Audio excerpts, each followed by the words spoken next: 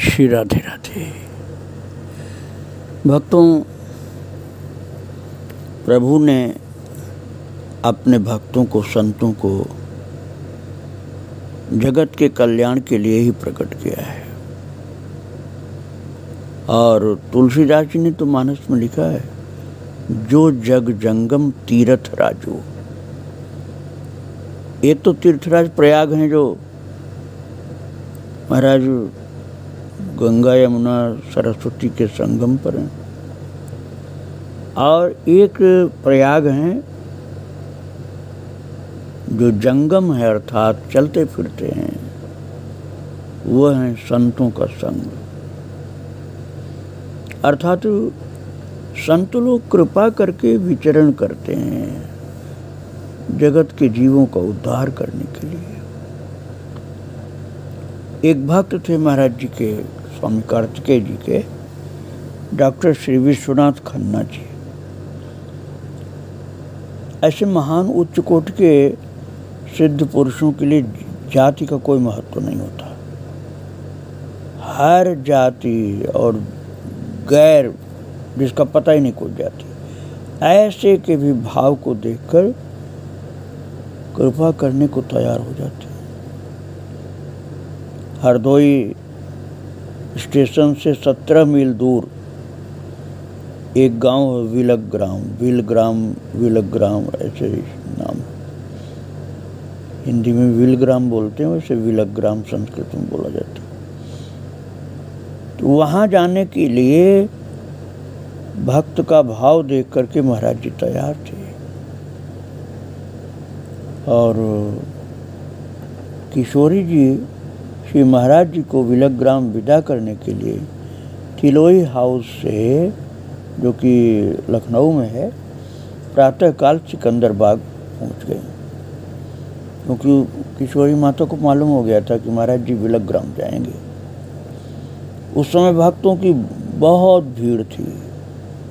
दर्शनों के लिए लोग तेजी से इकट्ठा होते आ रहे थे, क्योंकि लखनऊ से महाराज जी को हरदोई विलग्राम जाना था। एक भक्त के विशेष भाव को देखकर तमाम भक्तों के ऊपर कृपा करने के लिए महाराज जी जा रहे थे। और महाराज जी स्टेशन से कार द्वारा विलग्राम की सीमा पर पहुंचते ही वहाँ के सज्जन जो भक्त लोग थे, उनका विपुल जन समुदाय था स्वागत के लिए महाराज जी के। और भगवान के नाम की गर्जना के साथ गुरुदेव की जय जयकार की ध्वनि से वहाँ का आकाश गूंज रहा था। श्री भगवान जी अर्थात स्वामी कार्तिकेय जी महाराज सभी को दर्शन देकर सबका भावपूर्ण स्वागत स्वीकार करते हुए वहाँ के कॉलेज के सामने डॉक्टर खन्ना के फाटक वाले बाग में पधारे महाराज जी। और नवनिर्मित तृणशाला थी महाराज जी के लिए, घास फूस की कुटिया, उसमें विराजे। उसके चारों ओर काफ़ी स्थान छोड़कर अरहर की डालियों द्वारा घेरा बना था। समीप ही कुछ कमरे थे जिनमें साथ के संतों के रहने और रसोई बनाने की व्यवस्था थी। महाराज जी के साथ श्री राम कृपाल जी, स्वामी ज्ञानानंद जी और पंडित रघुत्तम दास जी, ये लोग थे। और भक्तों, सत्संग की घोषणा प्रसारित हो जाने के कारण सत्संगार्थी और दर्शनार्थी जनता की भीड़ थी सत्संग हॉल में। और निर्धारित समय से कुछ पूर्व ही महाराज जी भी परिकर सहित वहाँ पहुँच गए। मालाएं पहनाई गई बहुत भाव से, किंतु मंगलाचरण प्रारंभ करते ही आकस्मिक ऊर्ध्व श्वास के प्रकोप ने महाराज जी को मौन कर दिया। और ऐसी अवस्था देख करके खन्ना जी महाराज जी को सत्संग मंच से तुरंत वापस ले आए घर। और 20 मिनट बाद महाराज जी ने पुनः पूर्वावस्था में आकर सत्संग प्रेमी भाइयों को अपने सत्संग का लाभ प्रदान करने की कृपा की।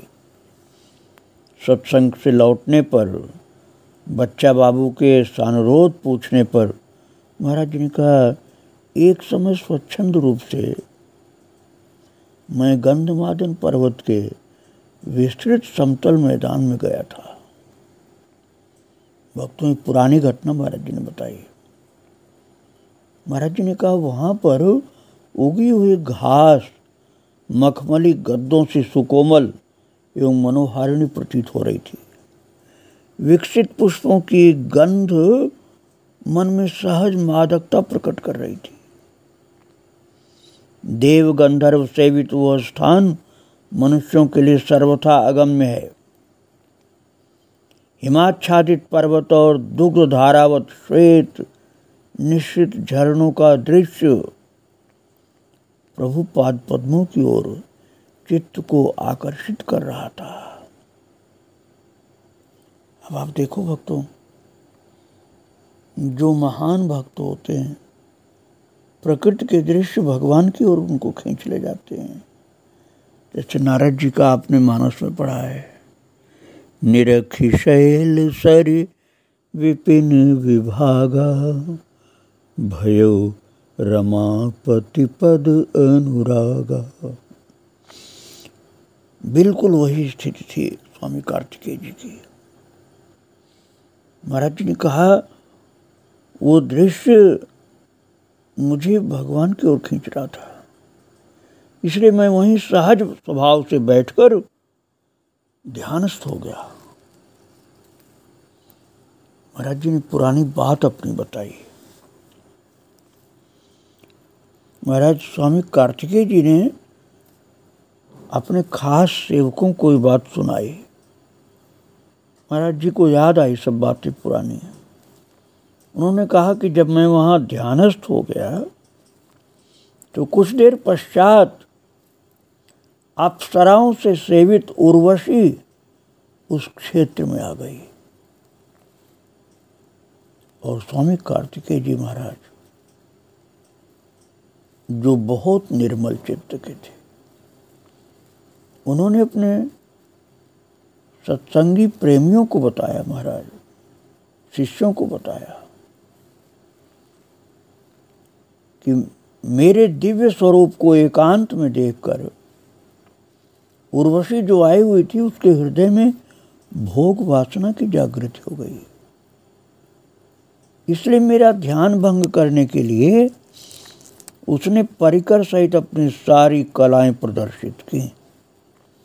पुनः अनेक प्रकार के उपद्रवों द्वारा मुझे बहिर्वृत्ति किया, अर्थात मेरी वृत्ति जो अंदर थी वो बाहर हो गई। भक्तों, महाराज जी उस समय समाधि में नहीं थे, ध्यान में थे। तो ध्यान में यद्य पूर्ण रूप से महाराज जी अंतर्मुखी थे, लेकिन जो वहाँ पर उर्वशी ने, जिसके हृदय में भोग वासना प्रकट हो गई थी, अपनी कलाओं के द्वारा उपद्रव मचा करके महाराज जी के अंतरंग वृत्ति से बहिर्वृत्ति में कर दिया, क्योंकि महाराज जी समाधिस्थ नहीं थे, ध्यान में थे। और उसके बाद कहते हैं कि मैंने अनेक सूक्तियों से अपने को निर्दोष सिद्ध किया। और स्वामी कार्तिकेय जी कितने निर्मल चित्त के हैं कि उन्होंने अपनी सारी बात बताई। उन्होंने कहा, फिर भी जब मेरी ओर से अपनी वासना पूर्ति आशा की उसे कोई झलक नहीं दिखाई दी। उर्वशी जो भोग वासना को लेकर के आई थी, उसने बहुत कोशिश कर डाली, लेकिन उसको अपनी वासना पूर्ति आशा की कोई झलक नहीं दिखाई पड़ी महाराज जी की ओर से। तब वो उपस्थित सेविका मंडल में अपनी महती मान हानि मान करके ऊर्ध्व श्वास लेती हुई मूर्छा को प्राप्त हो गई और सखियों द्वारा सचेत करने पर पुनः वह लंबी लंबी ऊर्ध्व श्वासें लेती हुई बोली, आप अब भी मेरी प्रार्थना मान लें, नहीं तो मैं श्राप दे दूंगी। तो महाराज स्वामी कार्तिकेय जी ने कहा, एक नहीं 10 श्राप दीजिए, मुझे स्वीकार है, परंतु अकर्तव्य कर्म मुझसे नहीं हो सकता। यह सुनकर के उर्वशी बोली, आज एकत्रित समाज के समक्ष आपके द्वारा अपने मान हानि के दुख से जैसी मेरी ये दशा हो रही है, उसी प्रकार विशेष जन समुदाय के समक्ष उपस्थित होने पर आपकी भी होगी मानहानि, और मेरे इस अमोघ श्राप का परिणाम आपको शरीरांत पर्यंत भोगना पड़ेगा। उस श्रापोदय की सूचना घंटी थी। महाराज ने कहा, उर्वशी का जो श्राप था, उसी श्राप के उदय की ये सूचना घंटी थी जो मेरी तबीयत आप लोगों ने खराब देखी, जो ऊर्ध्व श्वास मेरी चालू हो गई थी। प्रवचन की जगह पर बैठने पर प्रवचन नहीं कर सका और मेरी ऊर्ध्व श्वास चालू हो गई और आप लोग मुझे उतार लाए मंच से।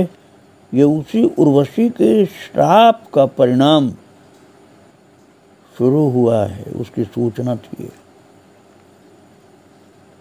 महाराज जी ने कहा, घबराने की बात नहीं है कोई। श्राप निवृत्ति का उपाय पूछने पर बताया, श्राप तो अमोघ है, परंतु भजन के प्रभाव से उसका प्रभाव मात्रा में स्वल्प अवश्य हो सकता है। इस प्रकार समझा बुझा करके महाराज जी ने विश्राम किया। इस लीला द्वारा श्राप परिणाम रूप क्लेश को उन्होंने सुखपूर्वक सहन करते हुए महान कर्तव्य परायणता तथा अतिशय निर्विकारिता का आदर्श उपस्थित करके मानवों का ही नहीं अपितु देवताओं का भी मान वर्धन किया था। भक्तों, आकस्मिक जो महाराज जी का स्वास्थ्य खराब हुआ और श्वास जोर से चालू हुई थी, उसका रहस्य भक्त लोग जानना चाहते थे कि आपकी तबीयत तो कभी ऐसी नहीं खराब हुई, ये क्यों हुआ। तब महाराज जी ने उर्वशी के श्राप की बात सुनाई। और भक्तों, जहाँ पर महाराज जी विराजमान थे, हरदोई में बिलक ग्राम में, वहाँ के अध्यापक, विद्यार्थी, नागरिक और समीपस्थ ग्रामीण जनता महाराज जी के दर्शन और सत्संग से बहुत आकर्षित होने के कारण पूरा लाभ उठाते रहे। सत्संग में आनंदित होते थे, पहुँच जाते थे सब लोग, और दीक्षा भी बहुत लोगों ने ग्रहण किया। इतना भाव भरा हुआ भक्त समुदाय था कि महाराज जी को दीक्षा देनी पड़ी, उनकी पात्रता, उनका प्रेम देखकर। सत्संग लाभार्थ 1 मास का समय देने के लिए सबने प्रार्थना की महाराज, किंतु महाराज जी को भक्तों का भी भाव पूर्ण करना आवश्यक था, अतएव अधिक ठहरना उन्होंने स्वीकार नहीं किया। तो वहाँ महाराज जी की अध्यक्षता में वकीलों और गणमान्य सज्जनों की सभा हुई। हरदोई के deputy collector, court of wards तथा अन्य विभागों के अफसर महाराज जी के सत्संग से बहुत प्रभावित होकर के पूर्ण लाभ उठा रहे थे। और डीसी साहब के हृदय पर इस प्रकार प्रभाव पड़ा कि महाराज जी के उपदेशानुसार सुधार कार्य में वो अधिक भाग लेने लगे। इस कारण वहाँ की जनता में भाव की वृद्धि दिनानुदिन होती गई, बढ़ती गई। इधर महाराज जी के स्वास्थ्य पर श्राप का प्रभाव भी बढ़ने लगा और भक्तों, जो उर्वशी का श्राप था, उर्वशी के प्रस्ताव महाराज जी स्वीकार जो नहीं किए थे, तो उसका अपमान हुआ था अप्सराओं के मध्य में, इसलिए उसने महाराज जी को श्राप दे दिया था। और उसी श्राप के अनुसार महाराज जी का दम फूलना प्रारंभ हो गया, खांसी बढ़ने लगी और सत्संग के कार्य में महाराज जी बाधा नहीं पड़ने देते थे। ऐसी अवस्था में भी सत्संग करते थे, लेकिन जब बहुत जोर से दम फूलने लगा, खांसी आने लगी, क्योंकि उर्वशी का श्राप था महाराज, वो बीमारी नहीं थी, तब फिर रुकना पड़ जाता था। और जो भक्त डॉक्टर विश्वनाथ खन्ना बुलाए थे, वो बेचारे बहुत परेशान थे, तो उनका भाव देखकर महाराज जी उनके घर गए थे और 300-400 लोगों की विचित्र भाव भरी भीड़ थी वहाँ। कच्चा मार्ग होने के कारण इतनी धूल छा गई कि पीछे वालों को मार्ग कठिनाई से दिखाई पड़ता था। मकान में तो वहाँ मकान में और बाहर उसके चारों तरफ तो हजारों की संख्या में भक्त माताएं और पुरुष लोग इकट्ठे थे। उनके संतोष के लिए महाराज जी का प्रवचन भी हुआ और उसमें श्री हनुमान जी का पूरा सहयोग था। अतः श्राप जनित बाधा का कोई प्रभाव दिखाई नहीं पड़ा। ये रहस्य की बात कृपावश महाराज जी के मुखारविंद से ज्ञात हो गई थी। लोग बहुत दुखी थे, चिंतित थे कि महाराज जी को क्या हो गया। इसीलिए सबको समझाने के लिए महाराज जी को रहस्य की बातें बतानी पड़ी थी। महाराज श्री कार्तिकेय जी के प्रति श्री बच्चा बाबू की पत्नी श्री सुशीला मैया के वात्सल्य भाव की वहाँ अपूर्व झांकी देखने को मिली। मैया के यहाँ प्रसाद पाकर महाराज जी लगभग 11 बजे रात्रि में अपने आसन पर पधारे और भक्तों, एक सार्वजनिक सभा हुई स्कूल में, उसमें महाराज जी ने विद्यालय को आदेश दिया। बहुत भाव से बताया महाराज जी ने, श्री हरि साक्षी हैं, इस विद्यालय की संस्थापिका तथा प्रबंधक जो हैं विश्वनाथ जी, उनसे मैं बहुत प्रसन्न हूँ। जो सब भांति सद्भावना संपन्न हो महाराज जी और भगवान के प्रति बहुत अनुराग युक्त विश्वास करते हुए दूसरों को भी ईश्वरीय पद पर अग्रसर कराने की भरसक चेष्टा और भावना रखते हैं। विद्यालय के सभी गुरुजनों से करबद्ध करुण प्रार्थना है कि मनसा वाचा कर्मणा वास्तविक स्वरूप को देह से विलक्षण अनुभवगम्य निश्चित रूप से जानकर देहोपस्थित महान विषम परिस्थितियों के विद्यमान होने पर, अव्यवस्थित रहने पर भी अनुचित व्यवहार नहीं करके धैर्यपूर्वक हितकारक कर्तव्य परायण होकर के प्रसन्नता के साथ साथ आत्मीयता युक्त परस्पर प्रेम से भरपूर सुख शांति में जीवन व्यतीत करते हुए सब प्रकार से अपने विद्यार्थियों की हितकर सेवा करते रहें और साथ साथ परमार्थ को भी फेरते रहें। ऐसा नहीं कि केवल संसार के ही कार्य करें, परमार्थ का जरूर ध्यान रखें। प्रसन्नता के साथ इसका करेंगे आप लोग तो परमार्थ को साधे हुए विद्यालय का कार्य करते रहेंगे तो आपका गुरु शब्द अर्थ ज़्यादा सार्थक हो जाएगा। अभी तो आपको गुरु इसलिए कहा जाता है कि आप पढ़ाते हैं विद्यार्थियों को, लेकिन यदि परमार्थ को भी साधे रहेंगे सावधानी पूर्वक, तो जो गुरु शब्द आप लोगों के लिए प्रयोग किया जाता है स्कूल में, विद्यालय में, वो ज़्यादा सार्थक हो जाएगा। इससे विद्यार्थियों में निर्भयता, प्रसन्नता, सुख शांति, संतोष, सद्विचार और परस्पर प्रेम की वृद्धि होगी। और भक्तों, जो विद्यालय के प्रबंधक महोदय थे वो संपूर्ण प्राणियों की हित की इच्छा शक्ति और विश्व ब्रह्मांड की प्राणात्मा थे, अर्थात भगवान के भक्त थे। महाराज जी ने उनको आशीर्वाद दिया कि आप अपने कार्य में सफल हो गए, बस आपकी भक्त भावना बनी रहेगी तो सेवा कार्य जो संसार के कल्याण के लिए कर रहे हैं वो भी आपका सफल होगा और आपका जीवन भी सफल होगा।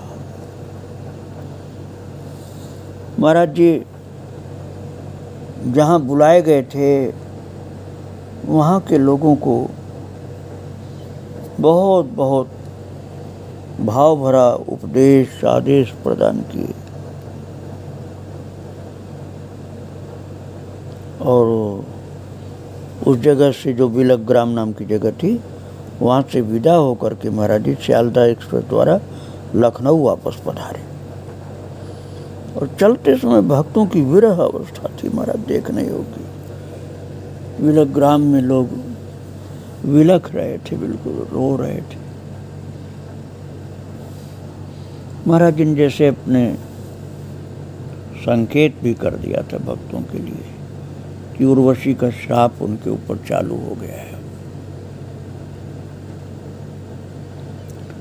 सिकंदरबाग के सत्संग में विश्व हितकारक मंडल लखनऊ के प्रमुख सचिव जो थे भटनागर साहब, उन्होंने पूछा, महाराज जी कर्तव्य परायण श्रेष्ठ है अथवा कीर्तन भजन करने वाला श्रेष्ठ है? और दूसरी बात, बहुतों की भावपूर्ति या कल्याण करना श्रेष्ठ कर्तव्य है अथवा किसी एक का? तीसरी बात उन्होंने कहा, भगवान कर्तव्य परायण है अथवा भक्त के भाव में डूबे रहते हैं? इन प्रश्नों का उत्तर देते हुए महाराज जी ने कहा, साधारण भजन कीर्तनकारी चंचल चित्त भक्त की अपेक्षा कर्तव्य परायण श्रेष्ठ होता है। महाराज जी ने कहा, भैया भगवान के सम्मुख होना और करना ही वास्तविक कर्तव्य परायणता है, परंतु जब तक उसमें प्रवृत्ति नहीं होती तब तक भगवान की प्रसन्नता के लिए उनके द्वारा उत्पादित सभी प्राणियों के प्रति हितकर आचरण करना भी कर्तव्य परायणता है। तथापि श्री भगवान की दृष्टि में इस कर्तव्य परायणता की अपेक्षा भगवान के सम्मुख होने और करने वाली कर्तव्य परायणता ही महत्वाधिक रखती है। भक्त तो उस श्रेणी से भी ऊपर उठ जाता है, वो तो अपने सहज आचरण द्वारा सर्वसाधारण प्राणियों को यथार्थ कर्तव्य परायणता का मौन उपदेश देने वाला होता है और सच्चा विश्व हितकारी होता है। इसलिए भगवान सदा सर्वदा अपने ऐसे ही किसी गुप्त निष्कामी भक्त का भाव पूर्ण करने के लिए अवतार ग्रहण करते हैं और उस भक्त की रक्षा के लिए अनेक प्राणियों, देशों की कौन कहे, करोड़ों ब्रह्मांडों का महाराज यदि कुछ नाश भी करना हो तो नहीं हिचकिचाते। अर्थात भक्त की रक्षा करना भगवान को बहुत प्रिय लगता है। उसके बदले कुछ गड़बड़ भी हो जाए तो नहीं ध्यान देते, अर्थात भक्त की रक्षा करने के लिए किसी का नाश भी करना पड़ जाए तो कर देंगे। भक्त वत्सल हैं विशेष भगवान, क्योंकि भक्त का जीवन प्रभु को बहुत प्रिय होता है। महाराज जी श्री स्वामी कार्तिकेय जी कहते थे कि भगवान अपने भक्तों की सुरक्षा का विशेष ध्यान देते हैं। वो कहते हैं कि हमारे भक्त सुरक्षित रहेंगे तो उनकी सुरक्षा के लिए हमको कहीं किसी का विनाश भी करना होगा तो मैं उसको फिर से ठीक कर लूँगा।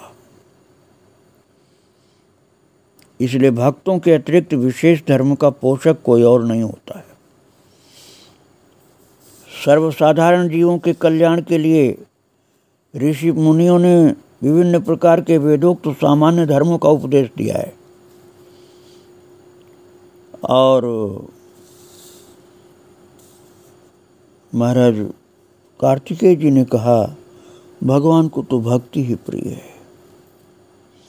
भगवान अपनत्व के कारण सभी प्राणियों को अपने दिव्यानंद की अनुभूति कराने के लिए सदा लालयित रहते हैं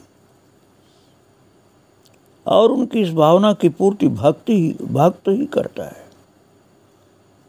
अपने अनन्य भाव की पराकाष्ठा से भगवान को स्वेच्छानुसार प्रकट करके सामान्य भक्तों की भाव पूर्ति कराता हुआ अनन्य जीवों को भगवत दर्शन, भगवान के स्पर्श का सुख सुलभ कर देता है भक्तों। इसलिए भगवान साधारण कोटि के सहस्रों भक्तों की उपेक्षा करके भी उच्च श्रेणी की एक भक्त की भाव पूर्ति की रक्षा करते हैं। तात्पर्य कि भगवान के विशेष प्रेमी जो भक्त हैं उनकी सुरक्षा का ध्यान भगवान को ज़्यादा होता है।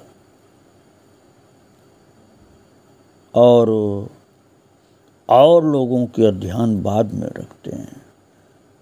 सबसे पहले अपने विशेष उच्च कोट के भक्तों की सुरक्षा का ध्यान रखते हैं। जैसे प्रहलाद जी की रक्षा करने के लिए हिरण्यकशिप को भी मारना पड़े तो मार देते हैं। यद्यपि हिरण्यकशिप का भी उद्धार किया प्रभु ने, लेकिन पहले तो भक्त की रक्षा की थी। इसलिए प्रभु में से विशेष भक्त वत्सल हैं। स्वामी कार्तिकेय जी ने बहुत रहस्य की बात बताई। आगे इनके चरित्रों को और आप श्रवण करेंगे। आज महाराज जी को प्रणाम करके यहीं विराम दे रहा हूँ। श्री राधे राधे, जय श्री राधे।